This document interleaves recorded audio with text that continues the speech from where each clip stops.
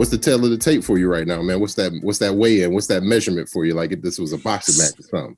So right now, man, I'm 6'5.5". I'm like, when I weighed in last week, I was like 265, 264. So I mean, when I played, I was up as 375. So I mean, I was at the height of that size with Buffalo. I was a big 375-pound guard, man. So it's a long way from those days, brother.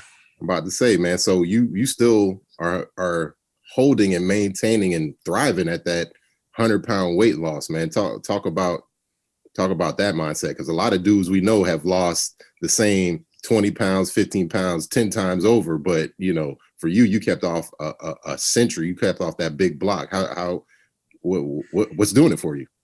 You know what, Lance, it's me going to the gym, you know, constantly. I have a good friend as a workout buddy of mine. So he pushes me, you know, we do, body parts. We go like, we'll go legs one day, then we'll go chest tries another day, then we'll go back bis another day, then we'll do shoulders, and then kind of start the rotation over again.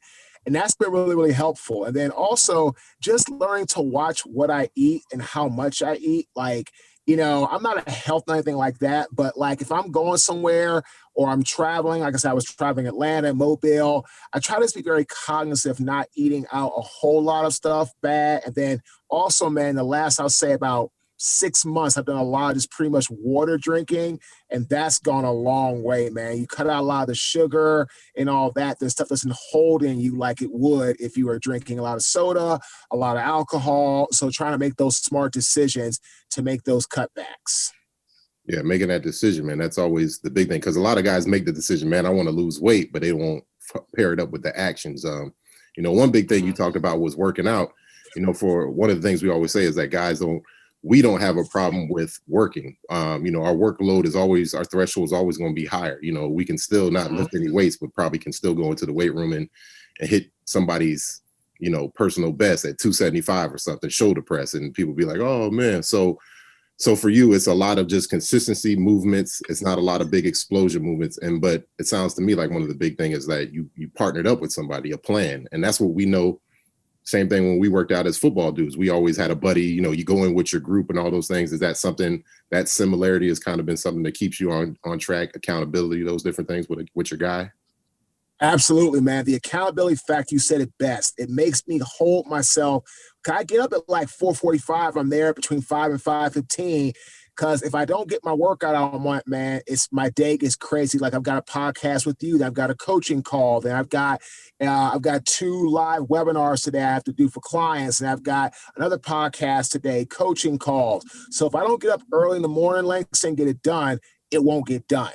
But that for my line of work as a speaker, coach, consultant, people don't want you on stage if you don't look like you take care of yourself. You don't have to be like Arnold Schwarzenegger or anything like that, but you got to at least show that you're taking care of yourself. And my partner that I go to the gym with, he's a great guy for accountability. He's a great guy for just, making sure I'm there and, doing the work and pushing through it, not just kind of like doing some BS movements and not really getting a good lift in. And when someone's there pushing themselves, with a little bit more weight, and I'm not talking about, having to try to go too crazy, but a little bit more weight and not just taking the easy way out, it goes a long way with your training and your whole overall process for sure. Yeah, finding that balance, man. I like, not trying to kill yourself, but incrementally, that Kaizen effect, just trying to do a little bit more, and having your buddy will help. What you got, P? Yeah, man. So what was your relationship to the weight room when you were playing? Were you a weight room guy, or did you like enjoy it? Because one of the things we've heard consistently is that a lot of guys, once they finish playing, they're like, man, I'm not touching another weight. I don't want to go lift no weights no more, man. So like, what was your relationship, and how did that change once you finished playing? Man, good question, Preston. I love the weight room, man. I loved working out. I love being there. I love trying to get myself better physically, better mentally. And because of that, I was a gym rat in college. I stayed away in the NFL. And then when I got out, that's the thing, man. Probably about when I first got here to Raleigh after I lost my business and went bankrupt and all that stuff.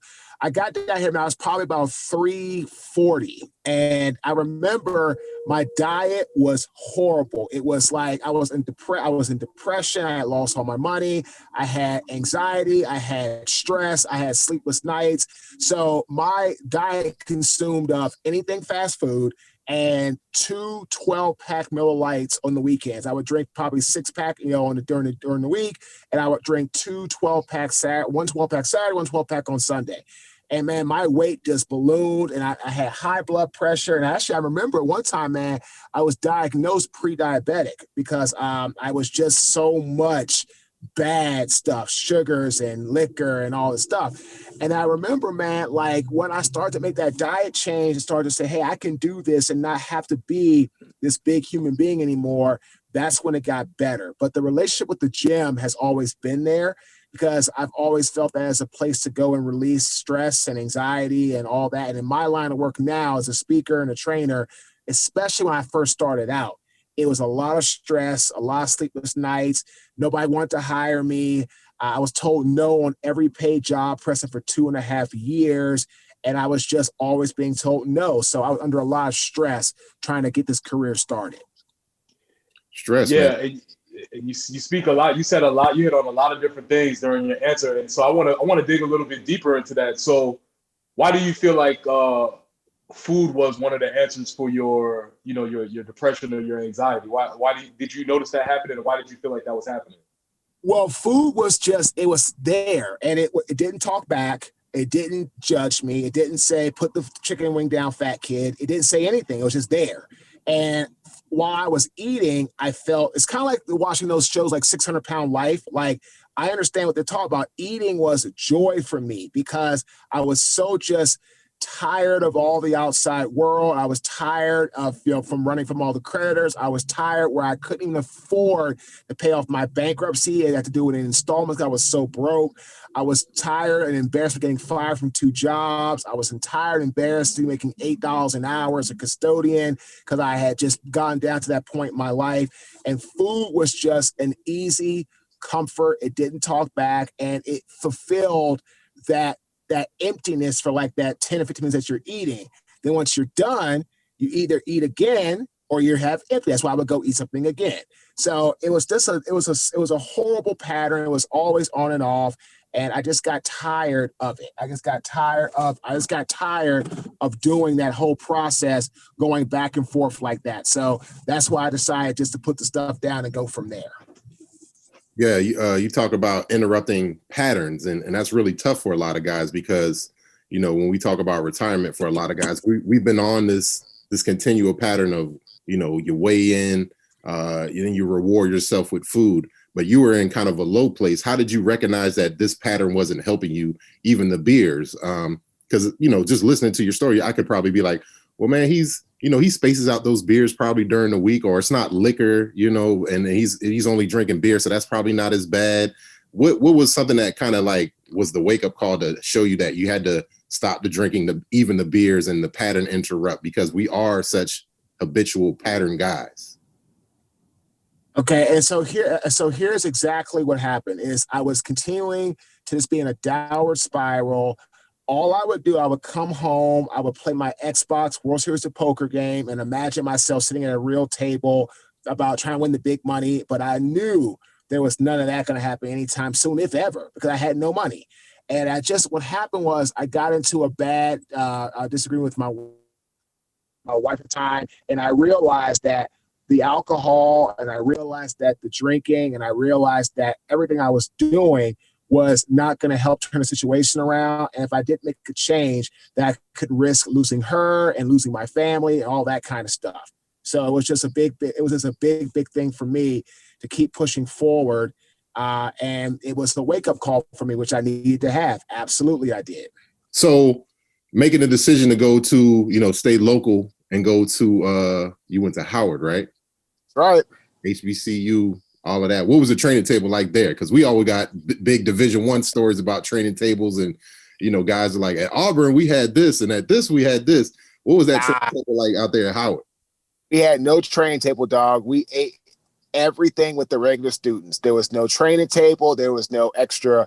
We were in Blackburn, like our normal place, like where the students went. We ate exactly the same food that everybody on the campus ate. There was no training table for us, man. Did you feel, was that a good thing because you got to be like a regular student, or did you feel like you missed out because of course, you heard, you got stories from other dudes in your family. Your brother went somewhere else. So like, yeah, what's interesting, man, I didn't really get a lot of stories from guys about their train table and what they ate like in college. So it was interesting. A lot of guys talked about like their facilities in college, like, how they had the best, workout facilities, the best training facilities, all that stuff, the best trainers and training staff and all that, which we didn't have either. I mean, Howard now is doing a really nice job.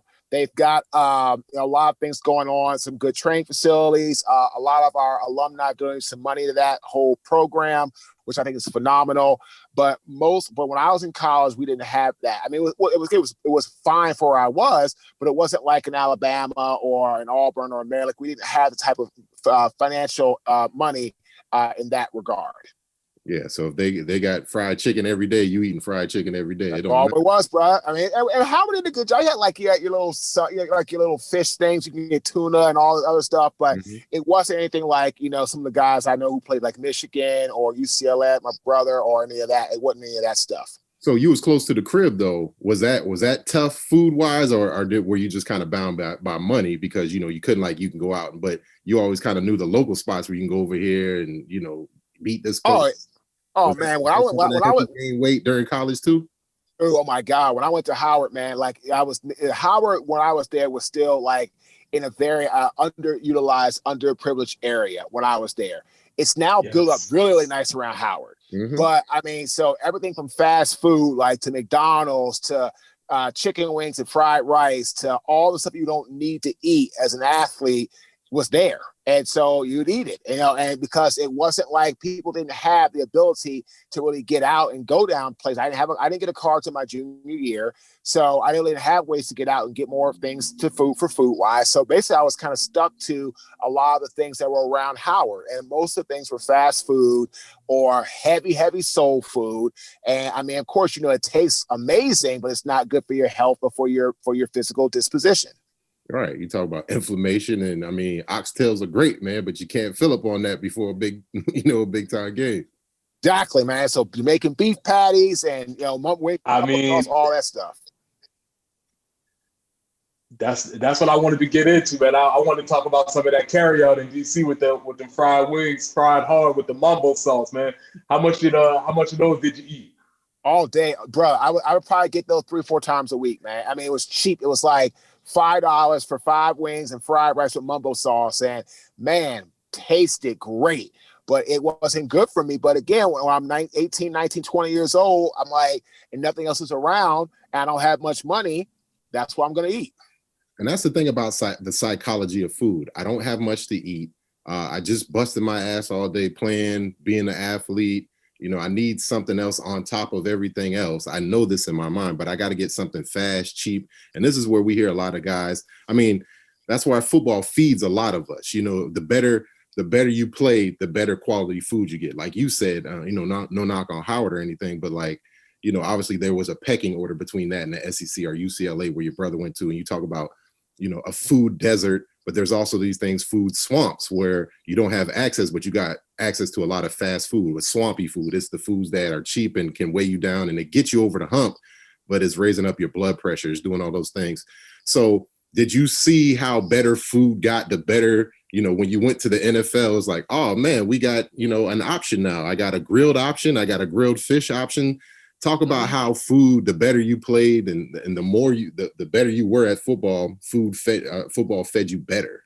Yeah, of course. You can afford more stuff. You can afford to go and get stuff like the nice seafood and grill it out, or nice steaks and make them, or have your vegetables with baked potato, or you can get the things that you want to get that are high quality, high taste, but they're also high priced. So right. You can afford that stuff. And like I remember I was in the rookie year, that first season when they opened up the castle with the Ravens. Like everything they had is like they had like, okay, if you had a red sticker, high calorie, high fat. If it had a yellow sticker, medium calorie, all this kind of stuff. It had a green sticker, low calorie, high protein, all this type of stuff. So I started to see color coding and what that looked like and everything else.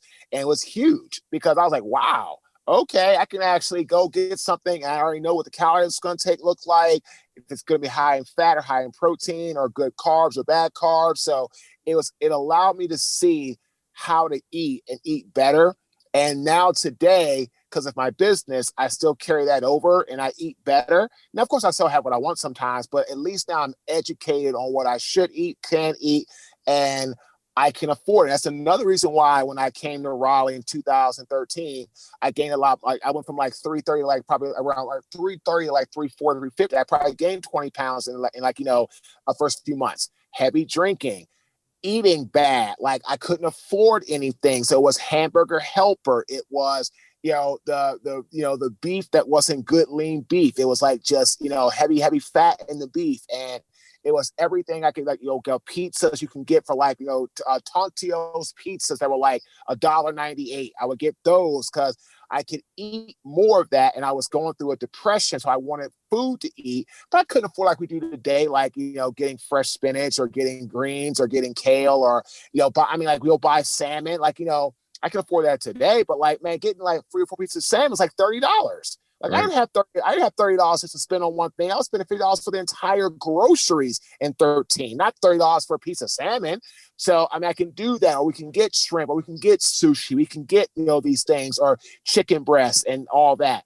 Couldn't afford that stuff in 13. So it's like all the cheap stuff. So it really takes me back to how I ate in college, how I ate in 2013, 14, 15. Even 16. And I started to really change my eating habits around 18, when business started to pick up. But from between 2013 and 2018, I would eat good food every once in a while, but it was very sparingly compared to all the junk or the things that we would buy in the store, because I tell you about it, in 2013, I was broke. I had nothing. 2014, we were broke. 15, we were broke. 16, we were poor. 17, we started. We were from 17, we're still poor. 18, we got stable. 19, we started making money. 20 got really good. Now we're in 21.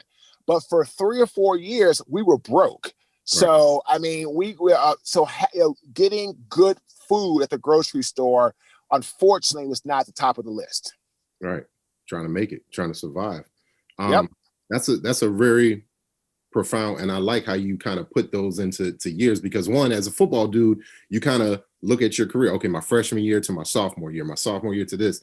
So for you just kind of still can continue that same kind of compartmentalization, that systemization into your brain. And because so many of us want to do things quickly, and that's the thing that's kind of the fallacy about football. There's 16 games a week, talking about the NFL, and a lot can change in 4 weeks. And that can be a lifetime for somebody else in another vocation or another business. But, you can go from sugar to shit in 4 weeks, or you can go, opposite way. And that's the thing. But a lot of us, we always are on a sped up clock, but we also understand a longer journey, man. And so that's the thing about this. And that's the really great thing to hear you talk about, how you had to change up your psychology of that, because whether it's losing weight or trying to get yourself out of debt, you're becoming a whole different person, a whole different kind of psychology of that. But it just takes so much time. But we're alpha dudes. We want it to happen right now, because I know it's in me. It's all that. Talk about some of that psychology and not eating your feelings and not going back to the drink, because again, it is a slower process. It is. And what I've realized is that everything in life is going to be a process. And if you don't want to put the time in or put the effort in, don't bother starting the journey. And I tell to my clients, if you want to be a great speaker, but you don't have a good website, you don't have good videos, you don't want to go out and get client logos by doing work for free to get that in exchange to build your business, along with testimonials, don't start the journey. Don't. Because I had to learn the hard way. In the last 5 years, I've worked for 19 Fortune 500 companies as a speaker. I'm doing this month Mutual of Omaha and Goldman Sachs. They're going to be my 18th and 19th. I do a lot of work with the NFL, retired players, current players, teams. Buffalo Bills is one of my best clients. And I tell everybody, it did not come here overnight. The same way I had to learn how to stop, eating my feelings, or I had to stop if I was, tired or busy or stressed going to food. So versus today, I'm very busy, but if I get hungry, I'll grab something, but I don't have to eat on a clock anymore. Like I don't have to have breakfast because it's 7 a.m. or 8 a.m. or 9 a.m. Like if I don't want to eat, I just don't eat. I eat when I want to eat. Like I don't need to have, a lot of people say, well, you should always have breakfast. You always have, why? Like, why? Why do I need to train myself to always eat something well, it's going to burn your metabolism. Well, yeah, okay, that's what you think. But like, I'm looking at calories. Like, I don't need to like just throw calories in my mouth because it's breakfast time or it's lunchtime. If I'm hungry, I'll eat. If I'm not, I won't. And when it was like, I used to like eat breakfast, eat lunch, eat dinner all the time, I would get heavy and I would get lazy and I would start feeling, people say, oh, eating the fuel is going to burn. Like, well, yeah, when you're younger, maybe like, you're in high school, maybe, or college, sure. But as you get our age and older, like, I don't want to start eating because it's a programmed time. So I tell you all the time, I eat when I'm hungry, right? And I'll eat what I want to eat. And I'm very cognizant of what I eat. I'm more than cognizant of what I drink. And because of that, it's made a huge lifestyle change where I don't really, my face, even the last, like I said, 6 months, I went to like pretty much a no alcohol diet. And then for the last, like almost, I'm almost at 60 days now. And I drink here and there, but I wanted to go 40 days hard. And I did that. And I dropped like 10 pounds. You know what I mean? It's not drinking alcohol for 40 days. So I've learned my body. I've learned what I can do, what I can't do. But it's been a process of trial and error. But I've learned that just because it's a time of a day, I don't have to eat just because the time of the day tells me to do so. You mentioned a really interesting thing that athletes feel, right? So when you said you was going from 320 to 340 to 350, you knew it, you could feel it in your body. But I'm sure there were a lot of people that said, oh man, Marcus, what's up, big man? Big man, so it's really interesting because, like you said, you can tell, what's going on. What you're putting in your mouth, and then the results of what's happening with that. So when people see you now, obviously you're still big man to everybody. Has that changed your perception of yourself, or do you still see yourself as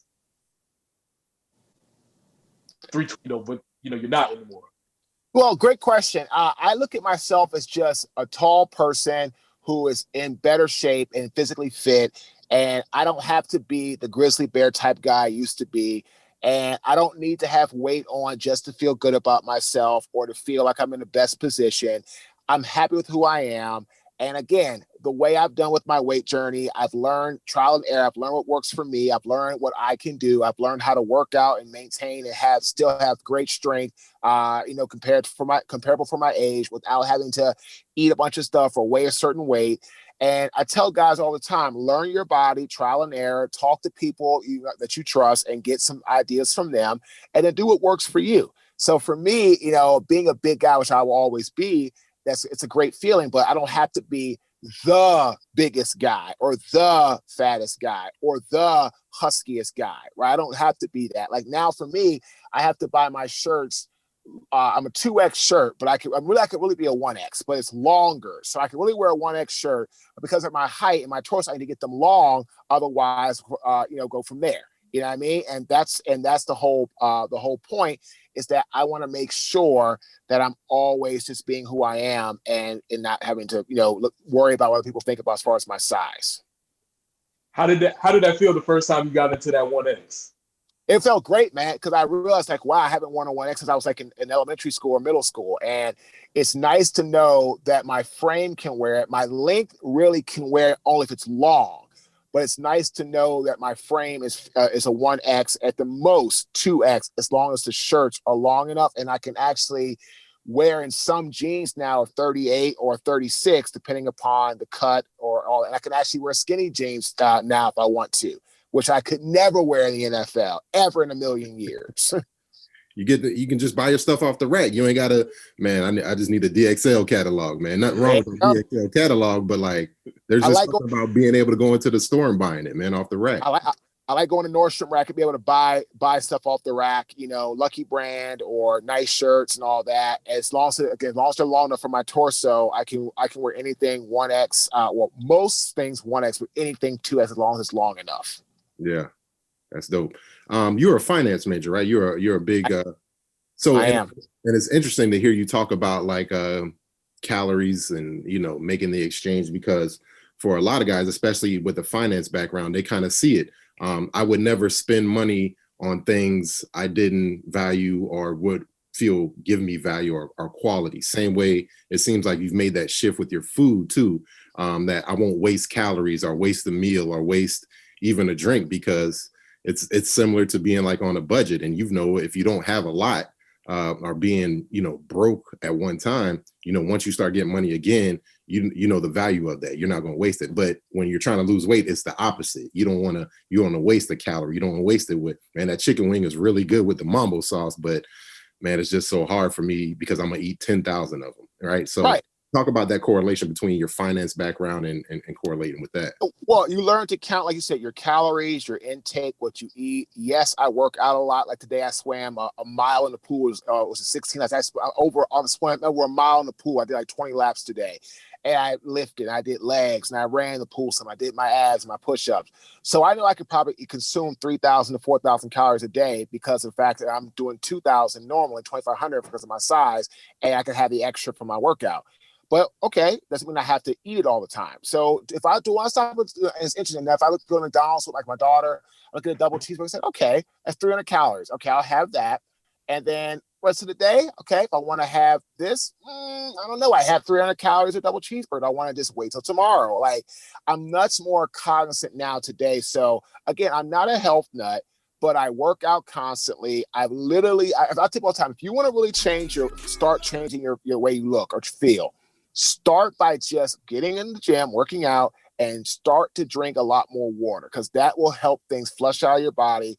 That will be a great start, right? Because a lot of times people cannot make the change of what they eat, which I understand it's hard, but make the simple change to like what you drink, right? That's the first step. Then once you see some results, then you'll say, okay, maybe I should cut back on this food and that food, and then it builds from there. But even if I go out today, like I said, McDonald's, wherever I go for fast food with my daughter or whatever, I'll grab something, but I'm like, okay, well, how many calories is that? Like, for example, I'll go to Bojangles, right, with my daughter, pick up something for my wife. Okay, I used to get like 4 pieces of chicken, large fries, Coke. That'd be like 2,500 calories for that right there. So basically, that's my whole day of calories. So now today, if I go to Bojangles, I'll get 1 chicken thigh, no French fries, no biscuit, right? Or I'll get a chicken thigh and a chicken leg, no French fries, no biscuit, no soda. So I'm like, okay, that calories counts could be somewhere around like 600, around 500 for those 2 pieces. Okay, now I know I've got another 3,500 calories if I want to use. And I just kind of go off of that. So it's like making those real small changes that go the long way. It's not about saying, I'm never going to go to Bojangles, I'm never going to McDonald's. That's not realistic. But what I can say is I don't have to, eat a bunch of stuff that's high fat and high calories at McDonald's or at Bojangles. I can make those choices and those decisions. Doing that has been a huge impact, on my weight journey.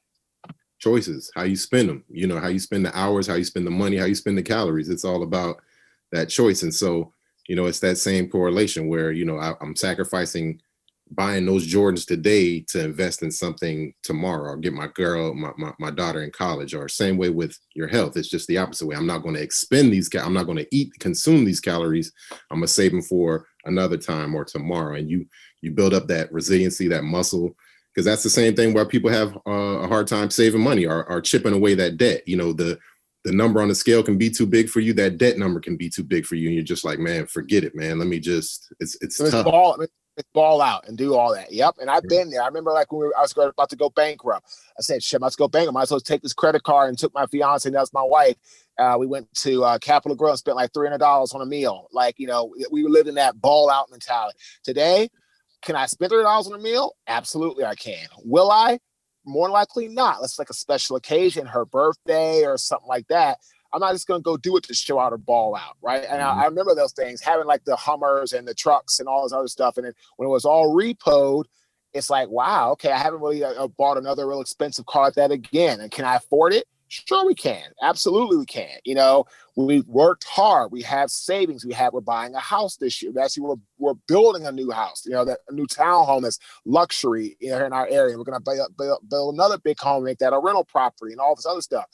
Yeah, we can do that, but I'm not just going to go spend $300-400 on something because I have it. Just like I'm not going to go eat, a quarter pound with cheese meal with large fries, supersized, and a large Coke and a sundae because I can.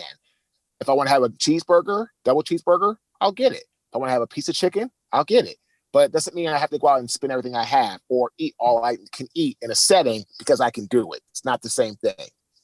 change your whole concept, man, because that's what we're all doing. We're trying to fill that hole. And you've seen it in NFL locker rooms where guys try to, whether it be with money or status or women, you try to fill and prop yourself up by doing those certain things. But that awareness is really big for all of us. Couple more things. You talked about your family during this whole time, and that's really tough because it's easy to kind of suffer in silence. And when you got money on, you're trying to get out of debt on your own, or you're trying to lose weight on your own. Talk about the mindset of trying to get everybody on the same accord as you were trying to lose the weight, and with that, trying to get back on stable financial ground too. Talk about that home life. The home was great. The home life was awesome. My wife was supportive. She wanted to be better health wise. We knew that we couldn't afford stuff, and she stayed through the whole bankruptcy and the whole losing of the home and everything else I went through. So I knew she was going to be down for that as long as I put the effort in to rebuild and not just sit around and feel sorry for myself, which I did not. Well, I did for a few months, and I got off my butt finally after she pushed me. And, getting the weight down has been really good because my wife tries to do different things, like isogenics, different programs. So she supports whatever I do as far as weight loss, journey, all that type of stuff. Which has made it really, really good. And the foundation of building the financial restability was huge for her because she went out and got a job, and now she's a teacher. So she has all of our medical benefits and health benefits come through from her job, and she has a stable income, and I'm an entrepreneur. Very fortunate. I have a lot of big clients and do very, very well financially. But again, it didn't start out that way. But my wife's been great with the support of the health and also with the support of the financial restability of getting back on stable ground after we lost everything in 2013. I got to imagine your kids are big, man. So what's the lessons you teach them about, trying to not eat all the honey buns in the house? And I have daughters, man. So I have my stepdaughter will be 17 in next week, and 2 weeks, and then my daughter is 6, and so she's tall and athletic. So no, I don't have that problem. I don't have any boys, so I don't have to worry about the overeating or anything like that. Because of being female, being conscious about all the stuff, and my wife, being my daughter's teacher or working with my daughter's teachers, she's making sure that Farrah understands the importance of health and wellness. So I don't have those issues, in my house because I have 2 girls. Right. I got a similar deal. I got a daughter downstairs, and she's a teenager. So it's the same thing. You want them to be aware, but you don't want to put any kind of, because there's so many body issues and different things. Oh yeah. It's everywhere, man. You don't want that.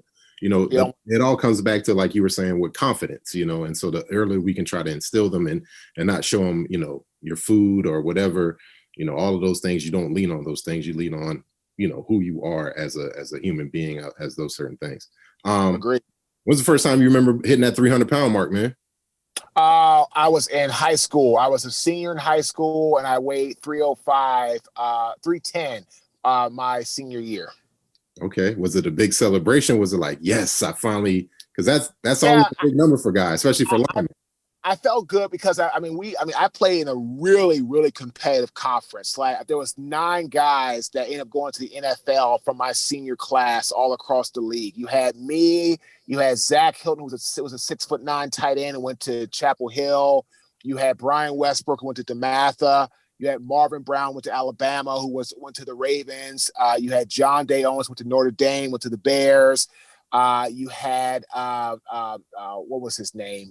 Scott McBrien, who went to Maryland, who got a shot. Well, I forgot. I think with the Chargers. You had, who else was in the league?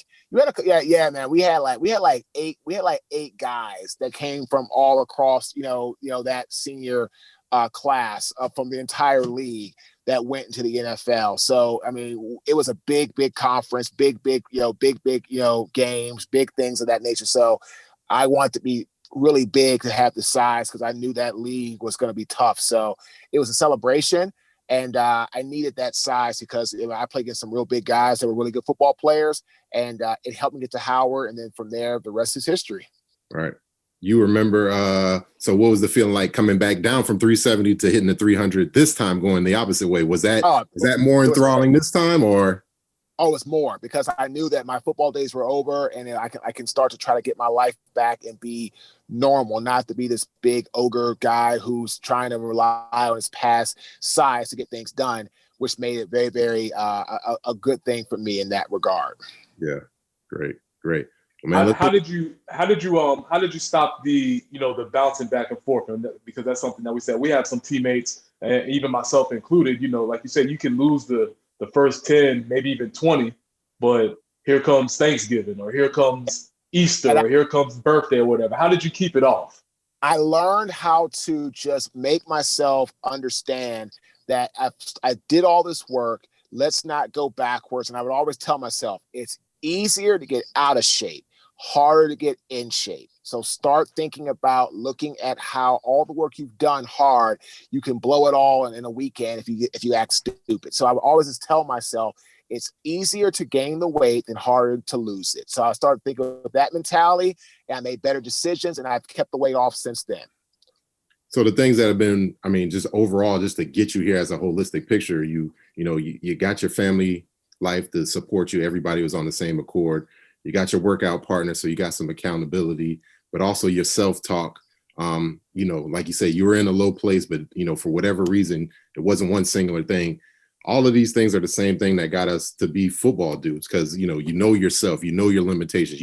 I'm a center. I'm not a tackle like my brother or this guy like that. So all of those things that you learn playing football, are still the things that kind of you're still utilizing today, but just in a whole different concept. And you're still performing today because every day you get out there, like you say, you're busier than ever, eating for performance. That's one thing guys don't really think about when they get away from athletics, is that, even though you might be a senior executive or whatever for, I don't know, lifetime gyms or whatever, you're still performing every day of your job. But a lot of guys are just going through there, trudging through the first 6 hours of the workday because last night they had 6 beers and 20 wings or something like that. It's all performance. Right. Absolutely, man. So I look at myself and realize that what I do in the dark will show in the light. So be very cognizant and be aware what you got to get done. You always eat in secret and it shows in the public, man. I like that. Let's hit this last little lightning round, man. We always love to kind of get back into the gluttony of everything, man. I keep hearing you say this: McDonald's, Bojangles. Who's got the best fast food fries for you if you were to have a French fry? Oh God. I would have to say it's a tie between McDonald's and Bojangles. Okay. Seasoned fry versus the classic. I like it.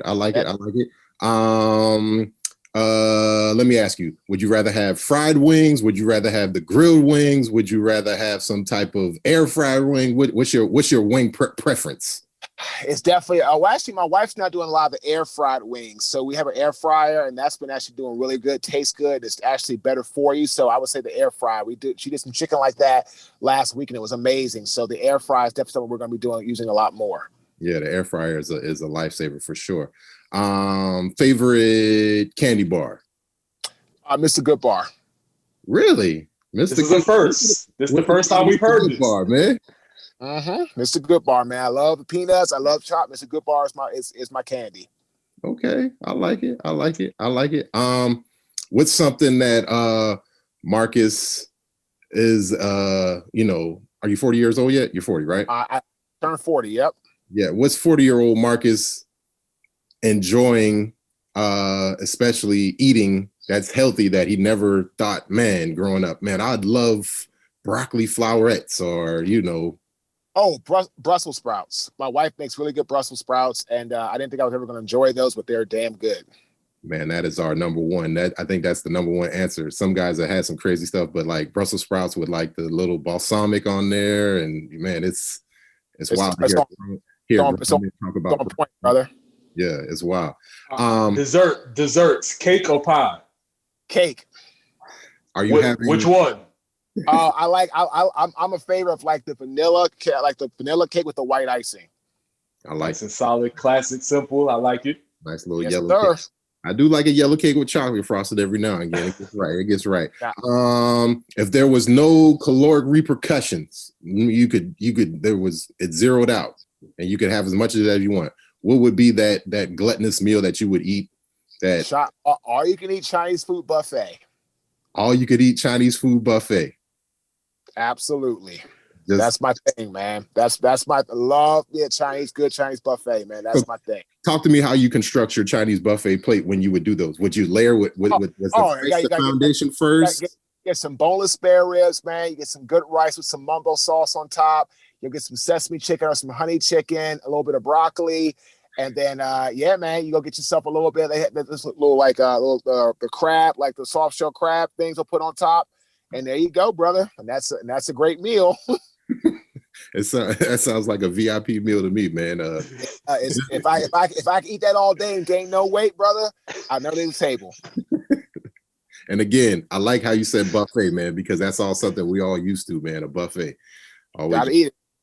Man, well, this was awesome, man. We appreciate your time, man, and coming on and sharing so much with us. I know you're an open book, but it's been phenomenal. You've been an inspiration for us, especially with the speaking stuff. So, we appreciate you coming on here and your candor and sharing all that great stuff, man. Thanks, Langston. Thanks, Press. Thanks for having me on, man. Appreciate y'all's support.